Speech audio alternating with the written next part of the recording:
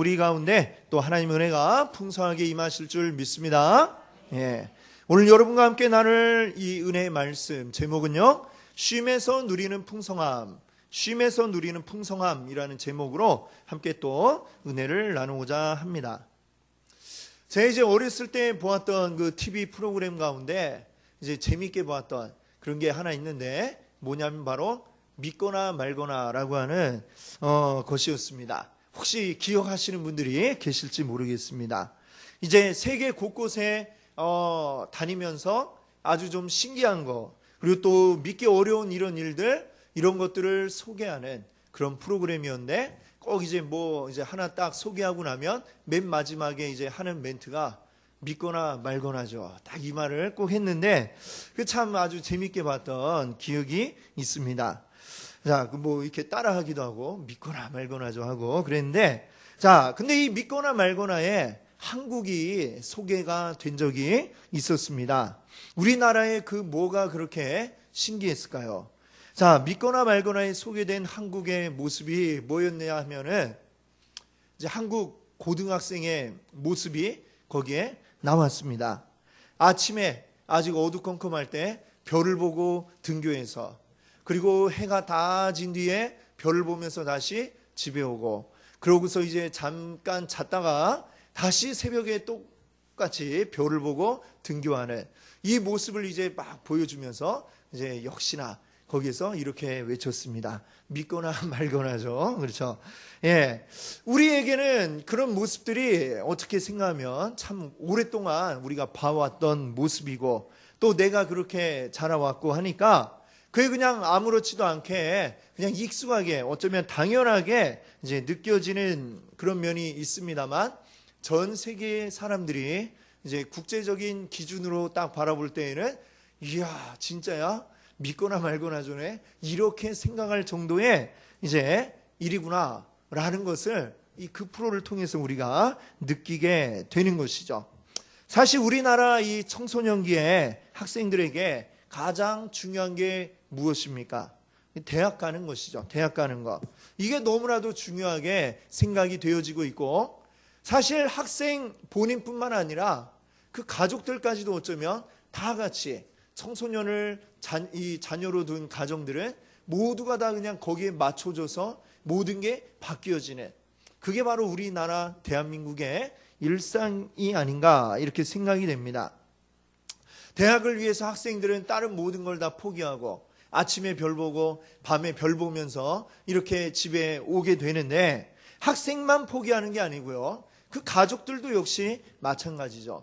그 누가 고3이 되었다, 가족 중에 한 명이, 그럼 그 집이 온 전체가 다 그냥 아주 조심조심, 혹시라도 이 고3 수험생이 어떻게 될까, 괜히 또 승질내면 그러게 왜 그랬어 하고 또 아이가 승질내는데 부모가 부부 싸움을 하게 되는 이런 일들이 또 벌어지기도 하는 것입니다.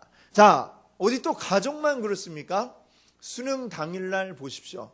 온 나라 전체가 이 수능 당일날 학생들이 지각할까봐 아예 모든 직장들이 다 같이 그냥 출근 시간을 뒤로 늦추는 그런 일이 또 일어나는 나라가 아닙니까? 우리나라가. 그뿐만이 아닙니다.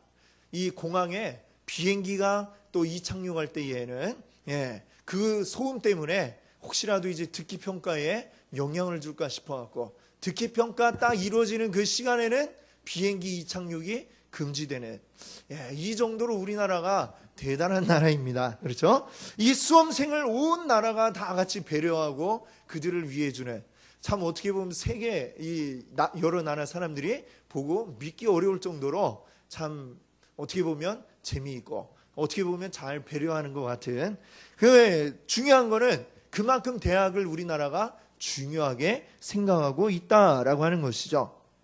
자, 근데 더 중요한 사실은 대학만 가면 끝나느냐? 끝나지 않는다라고 하는 게 참 우리 학생들에게는 끔찍한 이야기일 수도 있겠는데요. 대학 간다고 해서 이 모든 수고하고 노력했던 게 끝나는 게 아니라 그 앞에는 더 어마어마한 그 시험이 기다리고 있다라고 하는 것이죠. 제가 한 코미디 프로를 보니까 그 코미디 프로에 이제 어느 비행기 안이었습니다. 비행기 안인데 뒤에 이제 이코노미석에 이제 좀 값이 저렴한 그 좌석에 스튜어디스가 한 명 딱 오더니 이 앞에 비즈니스석에 자리가 하나 비게 되었는데 한 분 정도 글로 가실 수 있게 되었습니다. 어떤 분이 가시는 게 좋을까요? 이렇게 딱 했더니 어떻게 되었을까요? 그때에 딱 어떤 임산부가 딱 이야기합니다. 저는 임산부예요. 뱃속에 아이가 있어요. 제가 가야 됩니다. 이렇게 얘기하니까 사람들이 그게 좋겠다. 이렇게 하는데 갑자기 한 사람이 벌떡 딱 일어납니다. 그러면서 책을 딱 끄집어내면서 저 고3이에요. 딱 이렇게 이야기를 하는 거죠. 더군다나 모의고사가 며칠 남지 않았다고요. 딱 이렇게 하니까 사람들이 고3이구나. 모의고사 며칠 안 남았구나. 네가 저 앞으로 가야 되겠다. 이런 분위기가 딱 되었습니다. 그런데 그때에 따당 하더니 또 한 사람이 자리에서 일어납니다. 제가 가야 합니다. 딱 이렇게 얘기하는데 그 사람이 누구냐? 저는 취업 준비생이에요. 이렇게 이야기를 하게 되었습니다. 그렇죠. 수험생들이 열심히 대학 가는데 그게 끝이 아니라 그 다음에 또 어떤 관문이 기다립니까? 취업이라고 하는 관문이 그의 앞에 또 기다리고 있는 것이죠.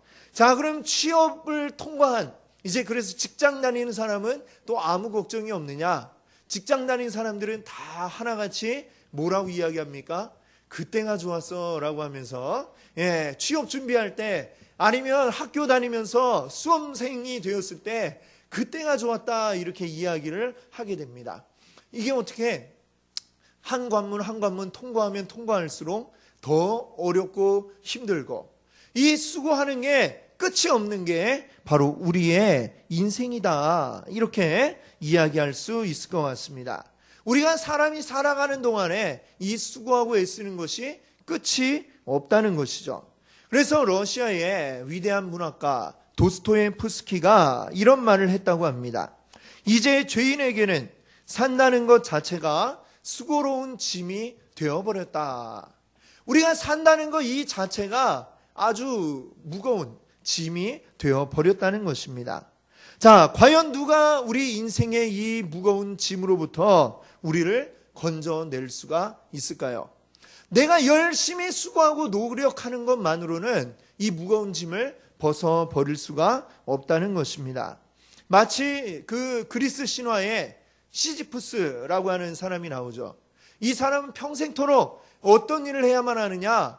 계속해서 산 꼭대기에 돌을 옮겨야 하는 그런 벌을 받았습니다. 근데 산 꼭대기가 너무 뾰족해요. 이 무거운 바위를 굴려서 딱 위에 옮겨 놓으면은 다시 쭈르륵 내려가 버리고 또 다시 옮겨 놓으면 또 쭈르륵 산 밑으로 내려가 버리고 그냥 죽도록 이 고생만 하는 이 모습, 바로 우리 인생의 모습을 비유한 그런 모습이라고 보여집니다. 자, 만약에 우리 사람이 스스로 노력해서 우리가 그냥 열심히 하는 것만으로 우리의 이 인생의 무거운 짐을 벗어버릴 수 있었다라고 한다면 아마 예수님은 이 땅에 오실 필요가 없었을 것입니다. 자, 그러나 우리의 어떤 노력으로도, 우리 사람의 어떤 노력으로도 우리 인생의 무거운 짐을 벗어버릴 수가 없는 것입니다. 아무리 수고하고 노력해도 이 수고에는 끝이 없고 그 힘든 것은 갈수록 더 커지고 힘들 뿐인 것입니다. 그렇기 때문에 우리 예수 그리스도께서 우리에게 오신 줄로 믿습니다. 일찍이 선지자 이사야는 이 예수님에 대해서 이렇게 증거했습니다. 그는 실로 우리의 질고를 지고 우리의 슬픔을 당하였거늘. 예수님이 하신 일이 무엇입니까? 우리의 질고를 지고 우리의 슬픔을 대신하여 당하였다. 이렇게 말씀하고 있습니다. 그리고 예수님은 이렇게 말씀하시죠. 수고하고 무거운 짐진 자들아, 다 내게로 오라. 내가 너희를 쉬게 하리라. 다 나에게 와라. 나에게 오라. 이렇게 말씀하고 있습니다.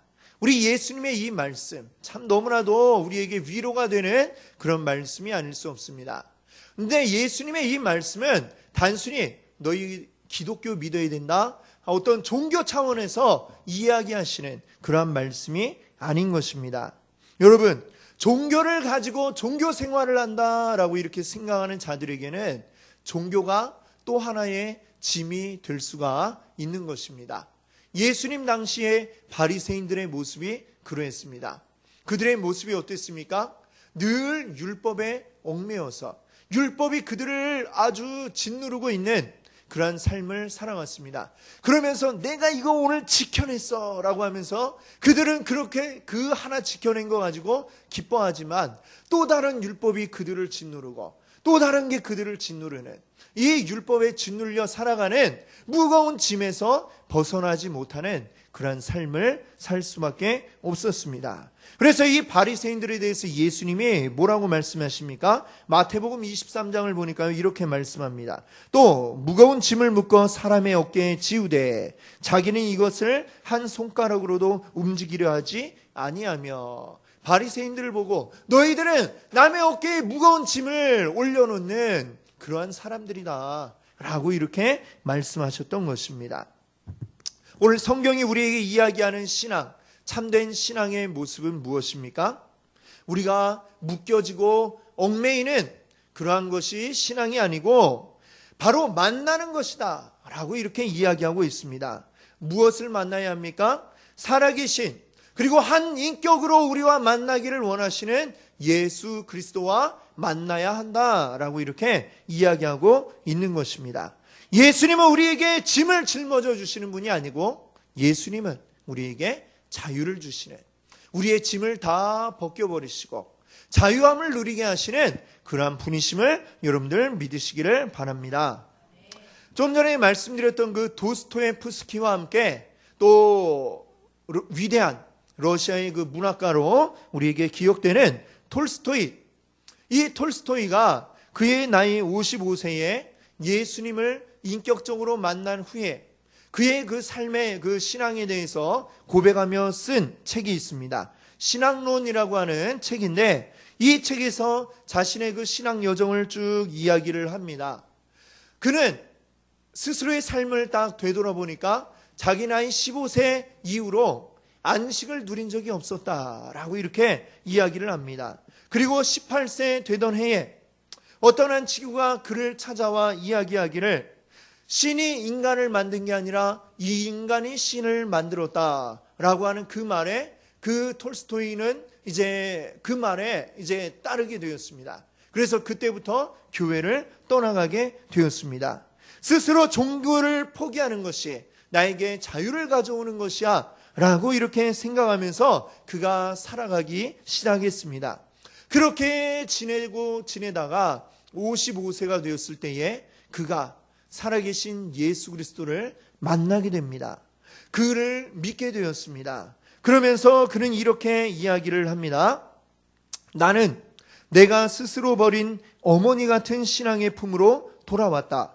나는 단순히 종교로 돌아온 것이 아니다. 나의 구주인 그리스도에게로 돌아온 것이다. 그 안에서 나는 처음으로 참된 안식을 발견한 것이다. 네, 이렇게 톨스토이가 고백을 했다고 합니다. 저는 이 고백을 들으면서 성경에 누가복음 15장에 나오는 그 탕자의 이야기가 생각이 났습니다. 아버지에게서부터 벗어나면 내가 자유를 누릴 수 있으리라 생각하며 아버지의 곁을 떠나갔던 그 한 아들, 더군다나 그 아버지에게서 누릴 것은 다 누리고자 아버지 나에게 주실 유산 미리 땡겨주세요. 그래갖고 다 받아갖고 떠나갔던 그 아들, 아버지 곁을 떠나고 이 돈이 있으면 나는 이제 자유야 생각했지만 실제 어땠습니까? 그가 자유라고 생각했던 것, 그게 자유가 아니었죠. 그가 가지고 있던 돈이 다 떨어지고 나니까 비참한 생활이 그의 앞에 놓이게 되었습니다. 친구들은 다 떠나가고 돈만 바라보던 친구들 다 사라져버리고 그에게 남아있는 것은 아무것도 없고 잠잘 곳도 없어서 돼지치는 그 농장에 가고 저 좀 재워주세요 이렇게 이야기를 했죠. 돼지 우리에 들어가고 돼지와 같이 생활을 합니다. 그 돼지 우리에서 또 먹을 것이 없어서 돼지 사료를 휘 손으로 저어갖고 쥐염열매, 사람이 먹지도 않을 그 쥐염열매를 건져내서 그가 먹게 됩니다. 자, 이 모습이 바로 어떤 모습입니까? 우리 인생의 모습인 것이죠. 하나님으로부터 누릴 수 있는 자유를 포기하고 하나님을 떠날 때에 내가 자유할 거야 라는 착각 속에 빠져서 살아가는 인생의 모습이 바로 그 아들의 모습인 것입니다. 내가 여기에서 수고하고 애쓰는 만큼 내가 자유를 누릴 수 있을 거야 라고 생각했지만 수고하고 애씀이 줄어들지 않고 더 힘들고 어렵게 빠져드는 바로 그러한 모습, 바로 그 탕자의 모습이고, 그리고 또 예수를 떠났던 톨스토이의 젊은 날의 모습이었던 것입니다. 자, 그래서 이 주님께서는 어떻게 하십니까? 이 수고에서 벗어나는 길 무엇이라고 합니까? 나에게 와라, 내게로 와라 말씀하고 있습니다. 수고하고 무거운 짐진 자들아 다 내게로 오라, 내가 너희를 쉬게 하리라 말씀하고 계신 줄 믿습니다. 자, 근데 이 뒤에 예수님이 좀 뜻밖의 말씀을 덧붙여서 이야기하고 계십니다. 29절에 보니까요, 내게 배우라, 내게 배우라 이렇게 말씀하고 있습니다. 분명히 좀 전에는 나에게 와서 쉬어라 이렇게 말씀하시더니 갑자기 배우라 이러니까 이게 도대체 무슨 말인가 이렇게 생각이 될 것입니다. 갑자기 부담스럽게 왜 이러세요? 이런 마음이 들죠? 가뜩이나 우리 별 보고 등교하고 별 보고 하교했던 그 안 좋은 추억이 우리에게 있는데, 근데 그런 우리에게 뭘 배우라 하니까 상당히 부담스럽게 느껴질 수가 있을 것입니다. 자, 근데 그 의미가 무엇일까? 과연 이 예수님의 배우라고 하는 의미가 무엇일까요? 주님이 우리에게 와서, 주님이 이제 우리에게 오셔서 쉼을 주십니다. 근데 이 쉼이라고 하는 것이 그냥 단순히 일회적으로 한 번 누리고 끝나는 그러한 쉼이 되어서는 안 될 것입니다.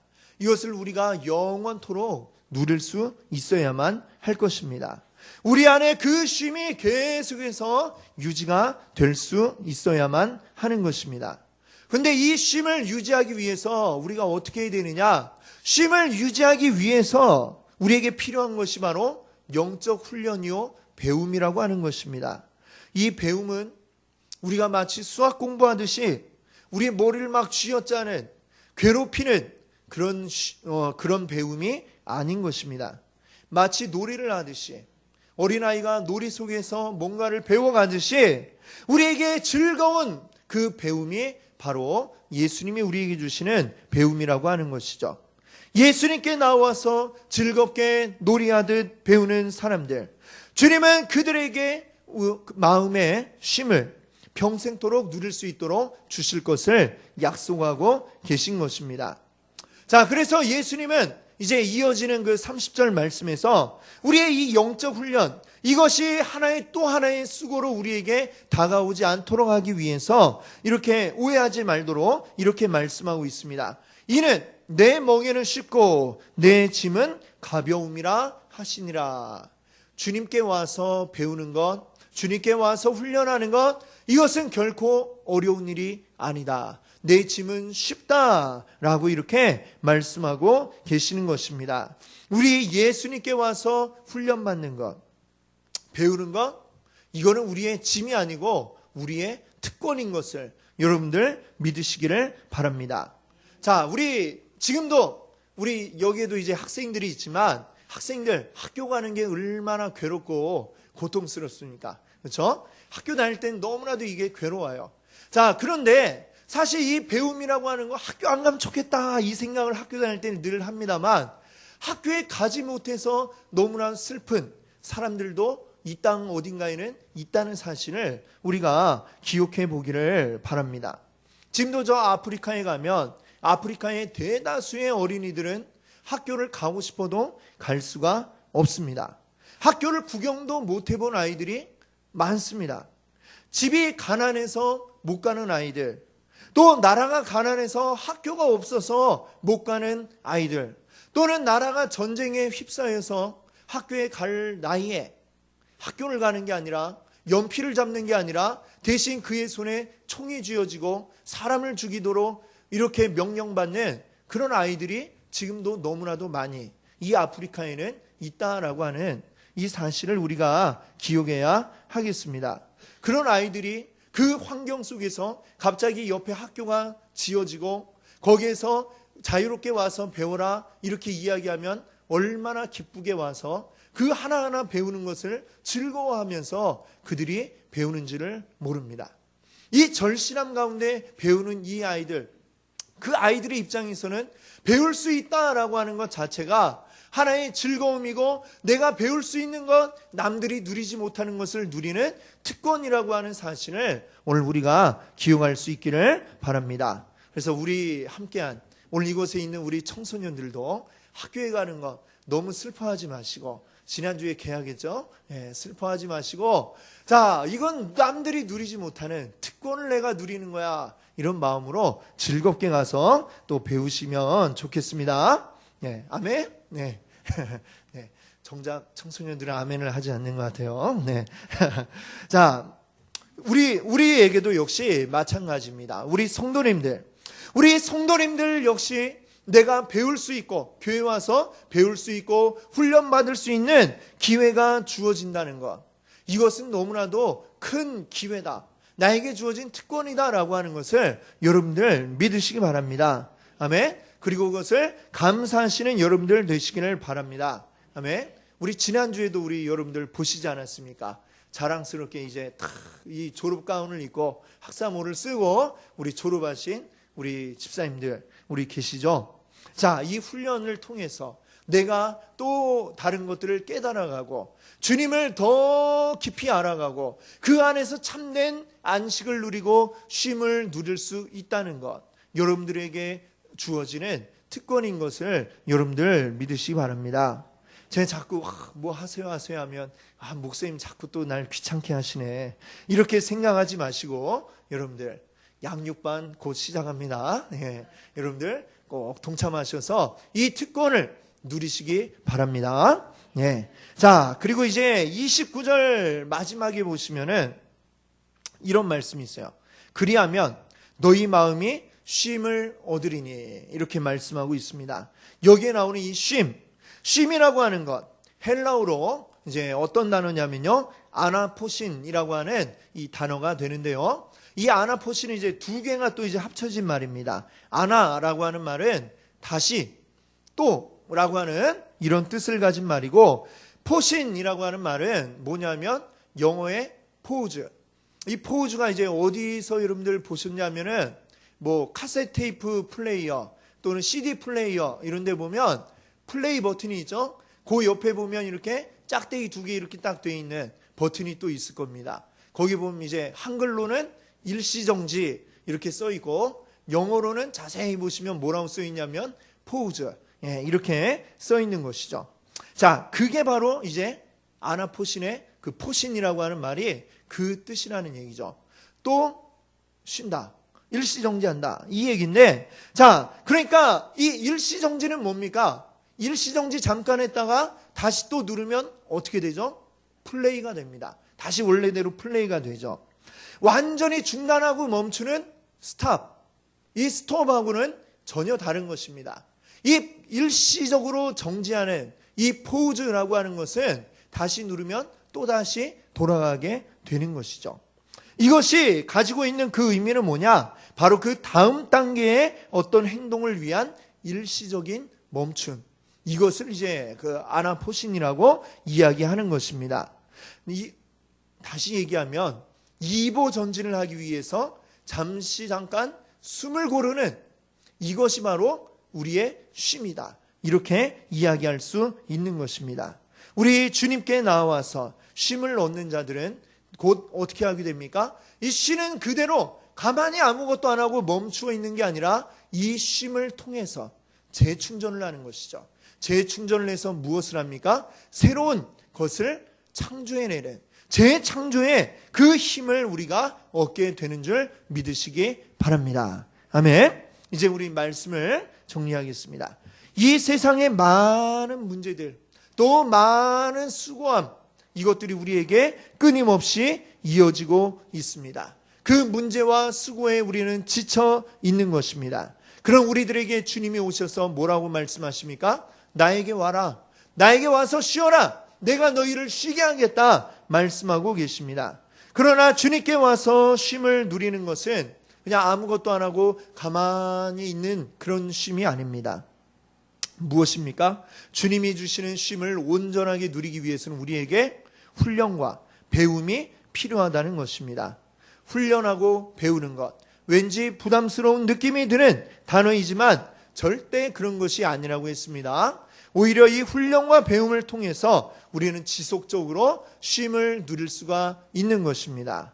그리고 이를 위해서 훈련과 배움이 우리에게 필요하다는 것, 그리고 그것은 우리의 고통이 아니고 짐이 아니라 우리에게 가벼운 그리고 즐거운 놀이와도 같은 것이다 라고 여러분께 말씀을 드렸습니다. 그리고 우리의 쉼은 또 새로운 창조를 위한 쉼이라고 말씀드렸습니다. 우리가 다 우리 안에 있는 에너지를 다 써버려서 어쩔 수 없이 아무것도 못하고 누워있는 그런 쉼이 아니라 주님께 나와서 우리가 쉼을 얻을 때에는 우리 안에 새로운 창조를 위한 새로운 에너지가 우리 가운데 가득하게 넘쳐나게 되는 줄 믿습니다. 우리의 삶이 활력으로 가득하게 될 것입니다. 내 안에 넘쳐나는 에너지가 나의 이웃들, 나의 주변에 있는 자들에게 그대로 또 전해지게 될 줄로 믿습니다. 나의 이웃들에게 선한 영향력이 미쳐지게 되는 것입니다.